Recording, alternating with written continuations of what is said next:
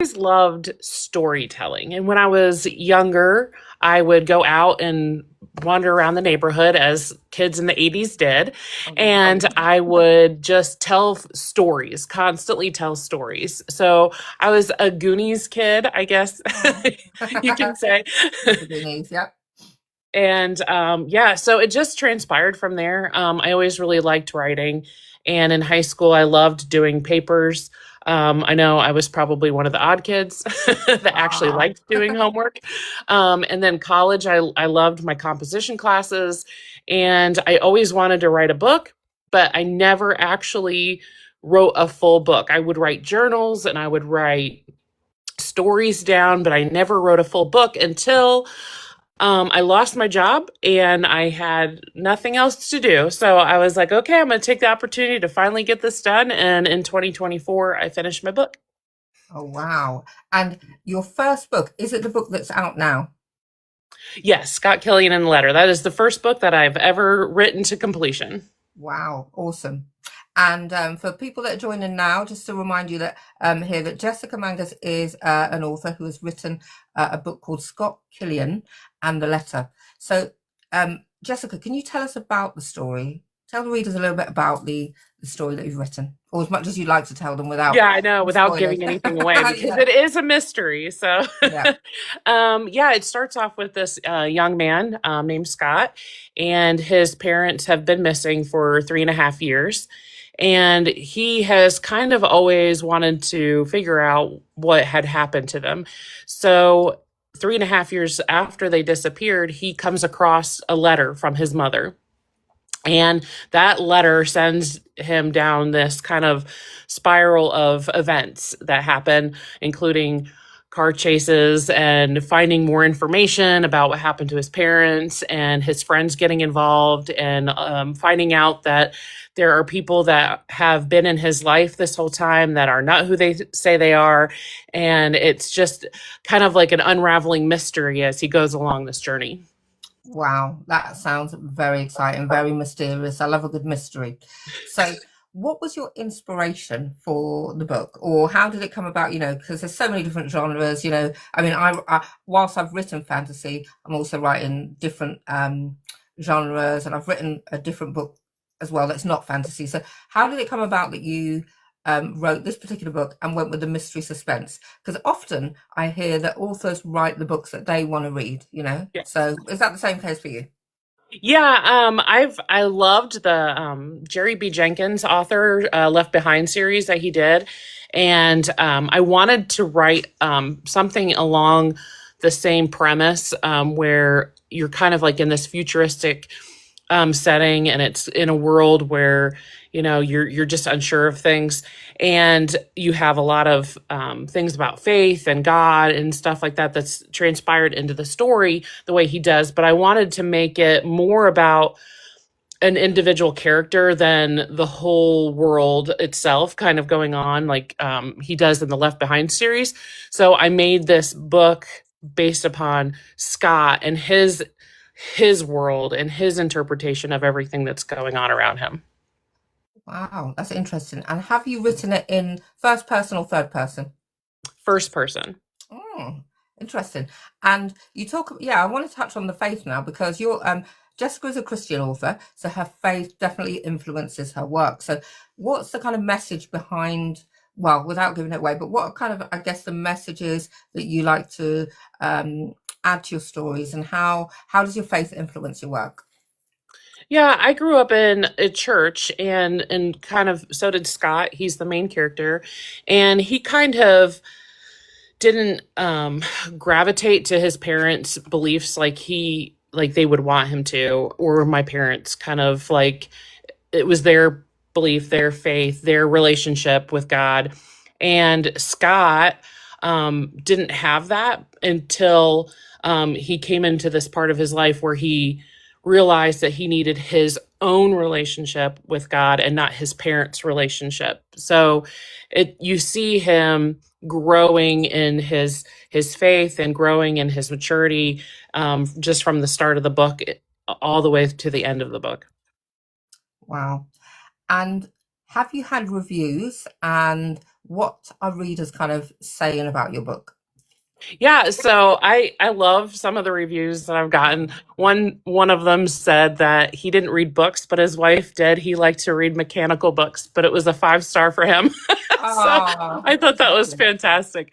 That's And lovely. other people have said that it was a page turner, that they couldn't put it down because it was Wow. just one thing after another. And it's a fast paced book. Once the action starts, it keeps going. So it is a fast paced page turner. I love that. And I write fast paced as well, like fantasy adventure. And I like that. I like fast paced, and I think a lot of readers do because you don't want to, you want to, I know everyone's got their own kind of taste in how they like their story, but I feel there is quite a lot of um kind of desire for fast-paced stories. So, keeps you wanting to turn that page, keeps the mystery going, etc. So that's how it sounds really like, readers are loving it and loving the fact that actually it's making them want to turn the page. They want to find out what's going on with this in this mystery. That's great. And do you do events at all? Any events that you exhibit at, or not yet? You're sort of working your way around to seeing where you can exhibit at events, etc. Yeah, it's been a really awesome journey because as a new author, I'm just learning about how to do all of this. So lately, I have been scheduling some events. I'm actually meeting with a bookstore tomorrow to sign a contract to get my books into her store, and then she has an event coming in May where all the authors that are local come together and do a whole book signing together. So that's really exciting. Oh, that's brilliant. Yeah, so I'll be doing that, and then I've been meeting with local authors and trying to collaborate with them with creating our own events as well. And I'm going to be going to a Christian book festival. I think is what it's called. I don't remember what it's called, but it's all about teaching authors how to get their books promoted and how to write better. And there's different classes, and I'm going to be going to that in Chicago in June. Amazing. And I'm not sure where you're based, but is that going to be around the same in the same area or? Yeah, it's about probably 3 or 4 hour drive, so not too bad. Wow, that sounds awesome, actually. So, and at that event, it's probably going to be like full of readers. You're going to probably sell a lot of books there and stuff like that. It's going to be brilliant. So that's a great, great way of promoting your book as well. Now, what about your work in progress? Have you got work in progress? I think you I have, or an do. upcoming release.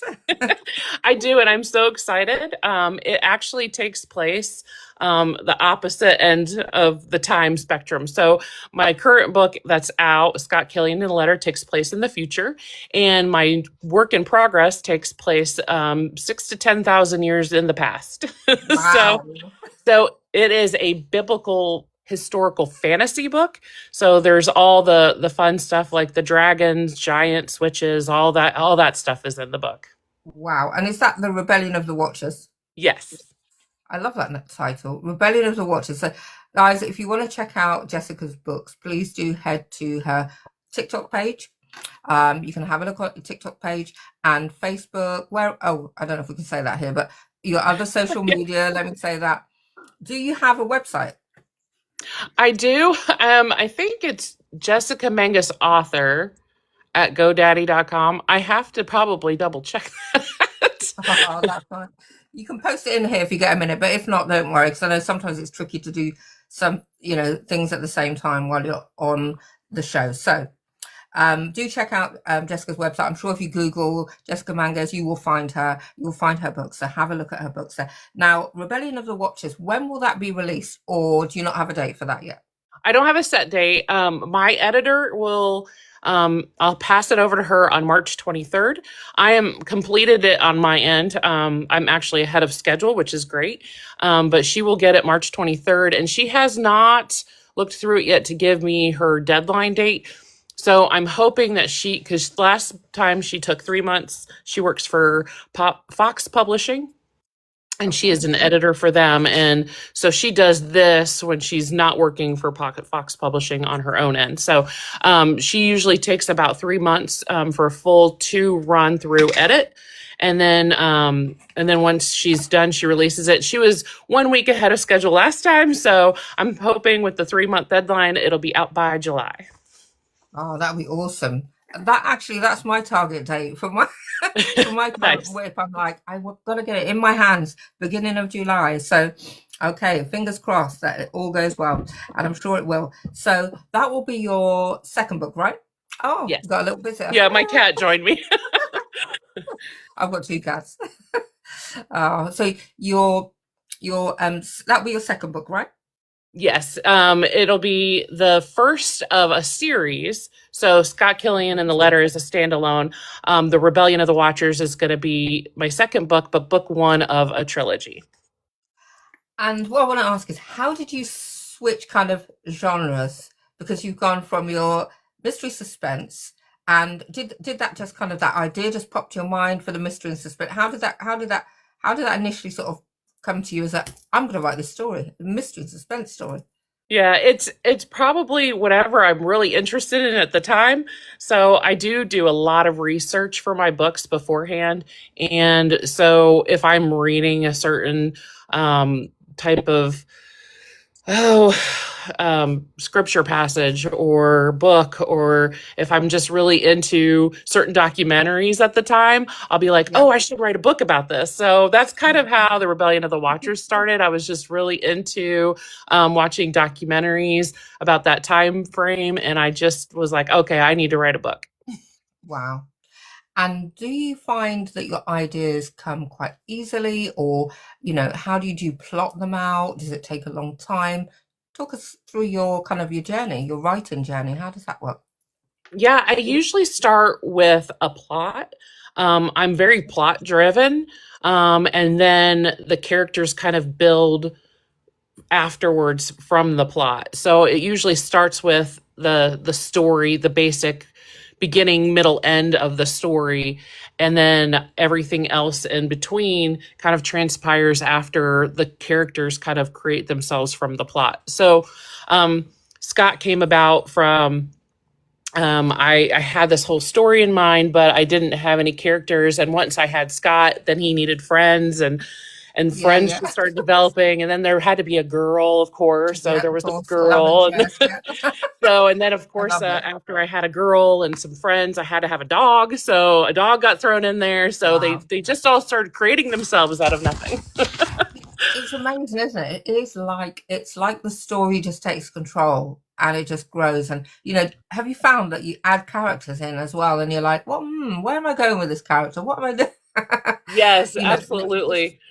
finds its way, Yeah, finds its own I've way. had a lot of characters that were not part of my first rough draft. So I wrote the whole entire book, and then once I started going and doing my revisions and reworks, new characters spawned. So I have had new characters in my work in progress come out after my first draft, and new characters from Scott Killian that came after my first draft as well. Amazing, isn't it? It really is amazing. And for your new series that you're currently writing, do you know how many books you're going to have in this series, in this Rebellion and the Watcher? But Well, that's your fourth book. yeah, I'm planning The on series. three. But as I'm writing the books, it started out with just going to be one book. But then as I started writing this book, other things started popping into my head, and I was like, oh, I'd really like to do a book two. And then, but if I do a book two, I would like to do a book three. And because so right now it's three, but who knows after that? Who knows? Yeah, who knows? And so this is your fantasy series, right? Yes, this So is my yeah, biblical Rebellion. fantasy. It's gonna be a fantasy series. And who is the protagonist? Have you got kind of like, you know, I know you've kind of plotted out the story and probably don't want to give away too much, but you've got a protagonist. Do you want to tell us a little bit about the protagonist? So there's actually multi Oh, protagonists in this book. There are so the Watchers are the kind of like they're all kind of part of the protagonist group, but there's a main Watcher called Azazel, and there's one of the Watcher's wives Ashira, and they're the two probably most main protagonists, and they're kind of working together, but you don't really see that just yet. And then other protagonists kind of come in afterwards as kind of a surprise to the readers that you start seeing. So it's an interesting group of protagonists. Wow. And will this be an epic fantasy or shorter? Because I know like a lot of fantasy books are like around about 100,000 words count. They can go beyond that. Will it be that kind of an epic fantasy? And what will your target audience be for this series? Do you know? Yeah, so it's actually my books are geared for young adult. So I tend to make them just a little bit shorter than your typical fantasy books. So this one will probably range around 70,000 words. That's where I'm at right now with it before my editor gets it. So so we'll see. Uh, you never know because sometimes you just can't stop. You keep going and keep going. Yeah. It could go on longer. So, from your writing journey so far, and correct me if I'm wrong, what I heard you say was that you published your first book in 2024? Yes. Yeah. Uh, Scott So, Killian was June of 2024. June 2024. So, during that journey, what has been the biggest challenge?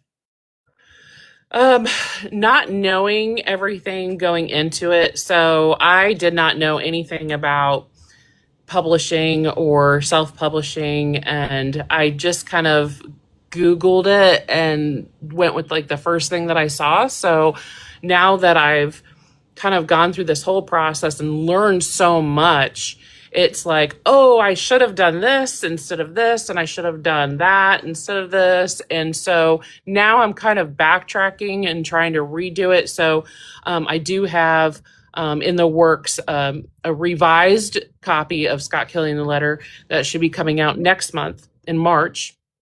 And that's going to have a new book cover. It's going to have like uh, availabilities in like bookstores and stuff like that I didn't really have going into it with Okay. just using Amazon. So yeah, the whole learning process has been huge. Same here. You learn so much during that whole journey. I was the same. I didn't know. Googled as well and found things, and then got some advice, from other people, etc., etc. But other authors that are just kind of along the way, and you do learn a lot, don't you? So for any kind of budding writers out here that might be watching, might be in the live right now, thinking about writing a book or are writing a book, what would be kind of some key bits of advice you'd give them? Oh man, there's so many. So as far as the writing goes, I always encourage people, if you are not a proficient editor, to find a good editor, because that is going to make or break your book for real. Because I have read books that they couldn't afford an editor, which is totally understandable, especially when you're Yeah, an indie author. cool. But Well, if you can even just get somebody to help you go through and find those plot holes or the proofreading and things like that, that is really going yeah, to make or break your book. good advice. That is very good advice. And what would you say has been your best moment to date? Um, I've had a lot of great moments. There have been a You few can choose more where than one, don't worry. Tell us some more. there had been a few. I had a book signing that I didn't even know how many books to bring. It was my very first one, and I think I brought about 20 books, and I sold out. And the Wow. people that bought them were just amazing, and they said so many amazing words to me. And afterwards, they told me that the book changed, the way they thought about things in life, and it meant so much to me, their kind words. And I think that is Oh, like the biggest moment, when somebody reads the book and then just has so many kind words to say to you yeah, afterwards. I can totally relate to that. It really is. It never gets old ever, No. ever. It's like it's brand new. The first every time, even though you've heard it from multiple readers, each time it still is a wow moment, isn't it? Yes, it Really is. absolutely is. Oh, so it's great that you've been doing events as well. And for those events, I mean, I know that, there's quite a lot of things that when I did my first event, I rocked up with hardly anything, like as in like I took the books. Yeah. I took too many books because I had no clue how his Yeah. suitcase full of books. Maybe I was a little bit over enthusiastic there. And like, I sort of just printed posters and stuck them with sellotape on the front. I didn't really know where to get all these things from. Now I've learned a lot along the way. So Yeah. it's also quite as an independent author, I think sometimes people may not realize that actually we are footing the cost for everything. Yeah. So, we do have to buy all of the paraphernalia behind, banners and things like that, and our all of the things that we put on our tables to lay them out. We have to order our author copies and pay for them as well. And I think, one of the things, there are a lot of people, a lot of readers out there that like to support indie authors. So one of the things that you guys can do is if purchase and read Jessica's mystery and suspense book, if you love mystery and suspense, please do leave a review. Please do leave a review. We really, really do appreciate those reviews because they do help to kind of drive visibility of our books, and we try and recoup our kind of expenses through the whole publishing and writing journey. So yeah, I just put that out there. We'd love those reviews, please. We do. Yeah, no, absolutely. And for yourself, who were when you were growing up, because you loved all the reading, when you were growing up, you loved writing, who were your kind of favorite authors? Did you have favorite authors? Were they Christian authors? Were they just, different authors, any genre? Would you just read anything? I did read a lot of different books. I did have some favorites in high school. I loved Jerry Jenkins and Frank Peretti when I was in high school. Now, reading some of the stuff that I read in high school as an adult is like I'm like, oh, I like this book. Like I like this is different, but I didn't read very many romance books, so I still don't read romance books, but my daughter does, and so she's been getting me to read more romance books, and I've been enjoying them. So it's been Oh, different for me just because I haven't read those in the past, but I've always liked thrillers. So I love Dean Koontz. I love his stories where he just is like you just never know what's going to happen with his stories. And I've always loved classics like Orwell. I love 1984 and Animal Farm.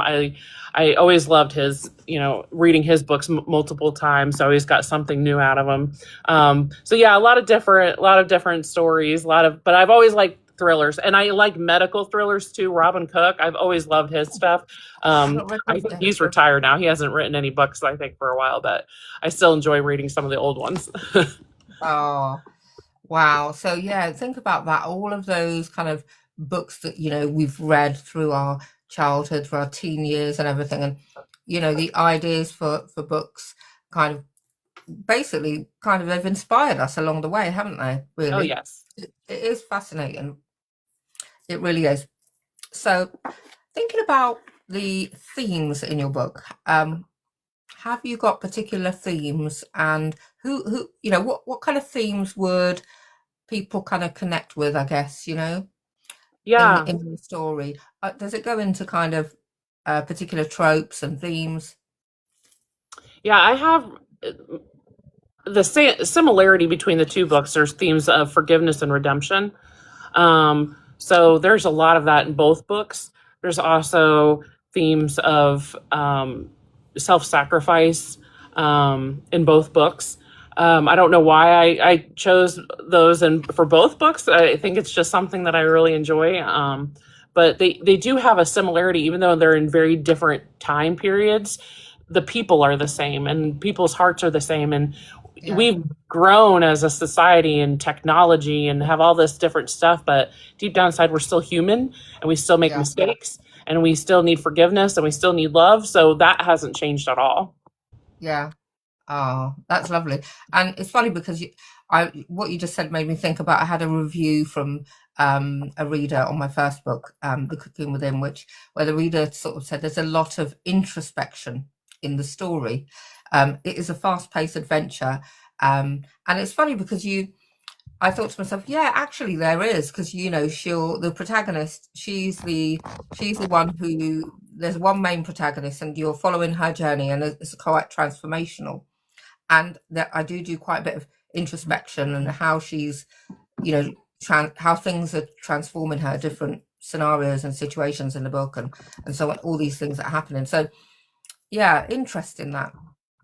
So when I think with any sort of story really, and even fiction, because we could think, oh, true stories and memoirs, they're the ones that really impact people's hearts and impact their lives. But I honestly think any genre of book can, depending on how it's written, but we can touch the hearts of people through our stories, whatever the genre is, depending on how we've written it.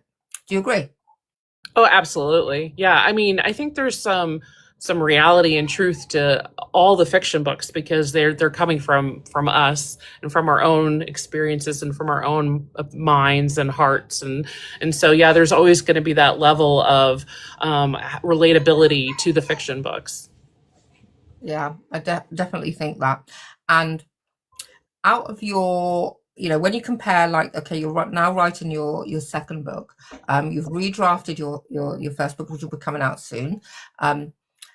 What would you say has kind of helped you to grow as a writer? I guess, that's another thing that's, people want to hear about. How have you grown in your writing? What would you say is the kind of main thing that's helped you to grow in your writing? Well, it started off with I wanted to save money editing. So I was like, okay, Who how do I doesn't? Yeah. need, how can I save money? So I started taking classes on editing, and I realized, oh, this is really helping me as a writer too, Yeah. because there's a lot of different kind of editing. There's line editing, content editing, Yeah. there's plot hole Developmental editing. Yeah. developmental. Yeah, there's even character development editing. So there's so many different kinds of editing that when you start taking editing classes, you're going to get into everything, and you're going to start really honing in on your own writing. So that's Yeah. really helped me a lot.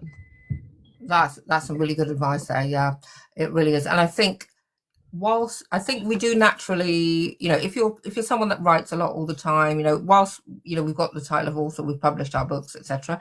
Everyone's got their own experience level, everyone's got their own journey. So people have been writing different lengths of time, etc., etc. I think we naturally, if you write a lot, you naturally kind of hone your craft. But by taking those additional courses, as you say, that's really going to kind of take you to another level. So I think that's some really good advice out there as well. Yeah, and Yeah. reading a lot of other books as well has helped. How do you find time to read? I know. So I try to take breaks Yeah, from my work, because like especially if I finish a section, instead of going back and editing right away, I try to back away from it and read something else completely different, and then go back to it so that I'm getting like a fresh mind when I'm going back to do rewrites or editing for my own book. yeah. And I'm the same as well. I don't say that I experience writer's block. I don't know how you feel about that phrase, writer's block, or whether you experience it. Yeah, I don't have writer's block per se, but sometimes I question where the story's going. Not like to the end, but like how to get to the end. Like Yeah, how do I transition this chapter to the next chapter, things like yeah, that. But it's not really a writer's block, because I have so many things going in my head that I can go away from this chapter, and I don't always write them in the right order. So I've written like chapter 15 before I wrote chapter 2, just yeah. because it was there in my head, and I was like, I got to get this down on paper. Oh my God, I totally relate to that, Jessica, because I'm the same. I don't write linear. Whilst I start the book from the beginning, I always start from the beginning, Yeah, and then I'm writing chapter 6, and I've written chapter 1, 2, and 3, but I'm jumped to chapter 6, or I do yeah, this exact same thing. Don't you find? But for me, I find the middle part. That's where the challenging part is, the middle. yes, The beginning's easy for me. The beginning part, first few chapters are easy. Even the end is, but the middle, it's like stuck in the middle. Yes. But yeah, the middle part, and I tend to deviate to different chapters and then go back to the middle and make it all tie up. So it's really Yeah. interesting. And the It's really middle, I feel interesting like, hearing other yeah, authors' journeys as well. Yeah. I feel like the middle's so hard because that's like the potent part where you don't want to lose your reader. You don't want to Yes. slow it down too much. You don't want to lose them and overloading with information that just to get to the end. So you want to make sure that they're transitioning with you. So yeah, I get that. Exactly. Exactly. And there's so much depth involved in writing even small scenes because you've got to.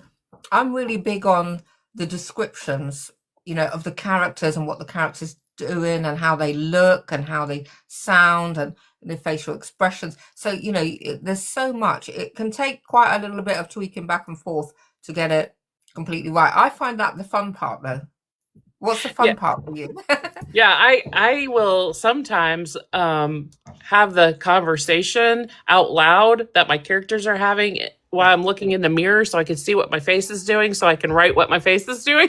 I like that. So I'm like, okay, I'm mad right now. What is my okay, I have this line right here. Okay, like I have to write that there's that line. So I love it. I love it. I've not done that before. That I have not done. But what I have used Google many a time. I mean, there's jokes on social medias about, authors saying, "Oh, if you check my search history, you'll be like, whoa," because you're Googling funny sort of things to try and get maybe what an image of what that looks like so you can visualize it better, or you might be kind of thinking, oh, I was writing a scene with a ship and I know nothing about the structure of a ship and what's the corridor bit called. So I Googled a ship with all the interior so I could see what it's called and describe it in the story. So, all sorts of things. yeah, It's I've so much I've fun. Googled some pretty strange things. You have to get you want to get it right. Like you said, you do a lot of research for your books. And if someone were to ask me, oh, do you do a lot of research? I'll probably say no. But when I sit and think about it, actually, I do research things that I'm like, oh, what's the part of the ship called? Or what's this called on a castle? Or what's that, So I'll Google things as I go along, but I don't necessarily do premeditated research. If I was writing a historical book, which I probably never will, because I don't want to do all that research. I Um, understand. yeah. So hats off to you for your Rebellion of the Watchers because you would have had to do a lot of research. How's that been? Oh, it's been so fun. It's been so fun. So the research part of it was probably a few months long of reading different history books and watching documentaries. And I read the Book of Enoch, which I had never read before because it's not canon to the Bible. So Yeah. I didn't really ever think to read it, and I've read different commentaries on the book of Genesis and the book of Enoch and the book of the Giants and things like that to get everybody's perspective because everybody has a different idea of what the time period was back then and what things meant and what the authors meant when they describe things that we don't have today and we didn't understand what they were even talking about, and there's theories everywhere. So I had to bring like my own theories into it, and even looking at like ancient Egyptology and the Wow. pyramids and Oh things my God, I and love how that. they were. So yeah, it's been really fun. I love that. I love that. And it sounds like it's going to have so much depth and, the descriptions, I can just imagine, and adding in any mysterious parts there. You mentioned that there's a dragon in one of my stories actually, but it's not featured as a main character. But um, did you introduce any other kind of fantasy creatures or made up creatures? Yeah, Talking so creatures, for I example. Yeah. kind of I so there's a creature that I describe, but I don't ever name him in the book. Oh, It's just kind of like I'm describing a type of dinosaur, but I don't actually say dinosaur because they probably wouldn't refer to it as a dinosaur, and I don't know what they would have referred to it as. So I just kind of describe this creature, and then there are a few other mammals that I do call. by their regular name because I want the reader to know what I'm talking about, but I describe them Exactly. maybe slightly different, like that they've changed over time a little bit. So yeah, it's pretty neat to try to guess the creature or maybe even have like a tiger, but maybe it's not a normal tiger, it's a little different or things like that. I'm laughing at Stephen because he said I'm a type of dinosaur in the chat there. Yeah, No, you're we're not. all getting there. Don't worry.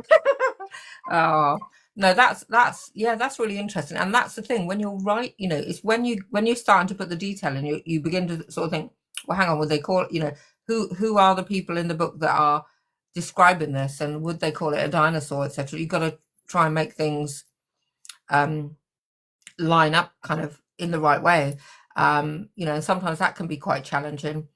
What I've found as well, Jessica, is that I've written two books in the series and published them, but writing the second book was quite challenging. And I take my hat off to people that write series because trying to line everything up, I got there, but trying to line everything up, and it's no mean feat, but it is very interesting and good fun to do.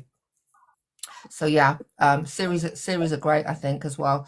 So you're right. You've written your guys, for those of you that have joined. Jessica Manges has written a book called Scott Pillion and the Letter. It's a mystery and suspense story. She's described some of the story, but she's not given away spoilers. But do check out her book on her TikTok page or on the main place where books are sold. We all know what that's called. So I don't know if I can say that on TikTok. However, and she also has a website. You can just Google Jessica Manges and you will find her books there. And she's also writing a fantasy adventure that sounds amazing called The Rebellion of the Watchers. And this is set in, do you want to remind me? It's way, way, way back. Did you So mention it's in something an about 10,000? antediluvian world. So prior to what either people refer to as the Great Flood or Noah's Flood. So it's that antediluvian world where a lot of stories from like Atlantis come from, or a lot Wow. of stories from just different mythical creatures that we think could have possibly been around, like dragons and things like that. So a lot of those stories came from that time period. Wow. And, someone put a question. The land of, what's that say? Female, I don't know, jungle Female warriors where, jungle warriors. hold on. I have to put these on. A minute. Female jungle warriors where sales of many things occur. Yeah. So Stephen, hi. Stephen's a fantasy author as well, actually.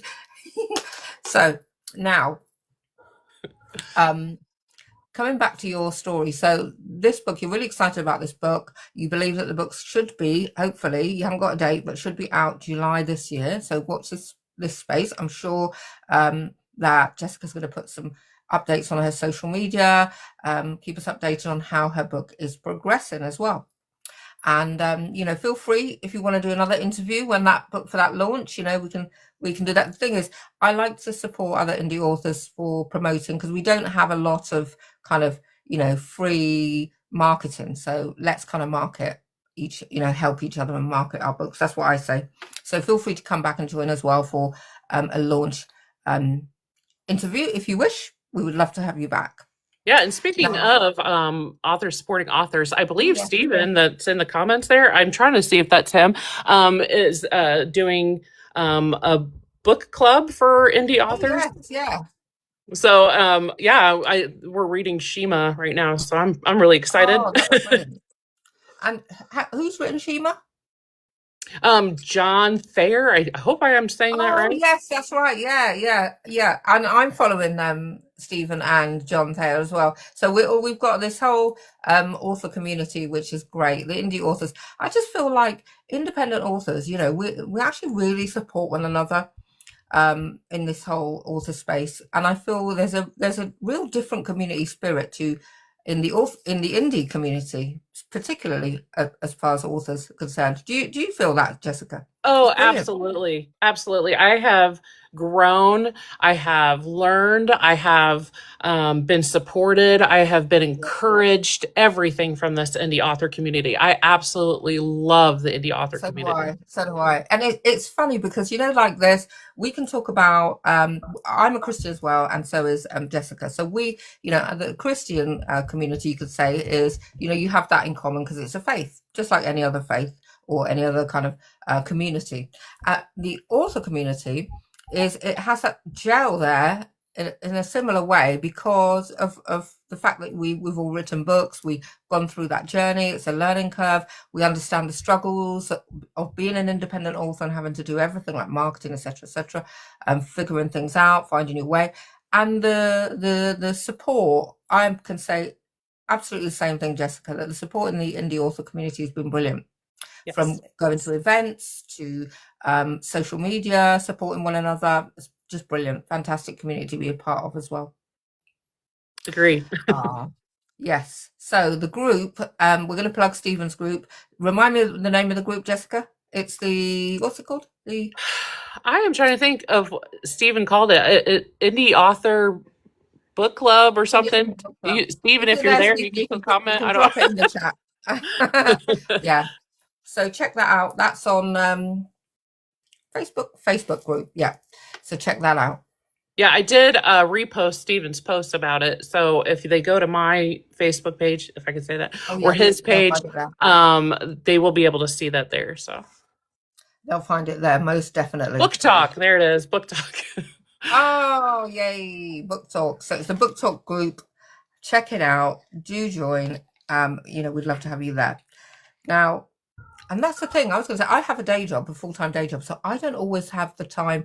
When my spare time is mainly writing. Obviously, I do these author interviews and things and other things, but I don't have masses of time to read. What I mean is, I read every day, but I find I read like, for example, I haven't got the time to really dedicate to an epic novel because I'm writing my own kind of epic novels, but I'll read shorter books and review them. I always try and leave a review. I'll read like standalone shorter books, or I like reading personal development books and things like that. So, what kind of books Are you finding you're able to read at the moment? You just said you're reading Shima at the moment. Do you read one book and then another straight after another, or is it like I you try to read multiple books at squeeze the time same in? time. Oh, okay. So, and That's there's a really good. reason for that. So, Yeah. like right now, I'm reading. I don't even know if I have it. This book called Broken Chains. It's like a romance book, but I have a paperback copy. So I read it during the day or breaks or lunch or things like that. And then at night, my husband goes to bed earlier than I do. And he turns off all the lights. So then I have to start reading my Kindle books because I can't see to read my Oh, paperback books. So I always have about two books going at a time, one on Kindle and one paperback. So yeah, I go back and forth and I usually read the paperback book during the day and then the Kindle books yeah. at night. Oh, so you've got that covered. That's really good. So, in terms of your whole writing journey, I guess I'd say your main focus now probably is finishing your current work in progress. Have you got any other kind of goals for 2026 at all? Yeah, I would love to start book two of the series. I've already actually started writing chapter one while I was kind of holding off on the editing of the first book. But I would also really want to get other authors involved with our journey together. So I do have David Crandall. He's written some nonfiction books for like self help for men's leadership. And we're going to kind of collaborate together to kind of create a web page where you can go to get indie author books with like similar type messages of faith and stuff like that, and then push those books together and maybe do some like book signings and things like that. So also, the book that I'm reading now with Cynthia Terrell, I don't know if I'm saying her name right. She's another Christian fiction author, and I'm going to be working with her to help her with marketing and things like that. So Oh, I that's really, amazing. yeah, I really want to get together with other authors just to help them.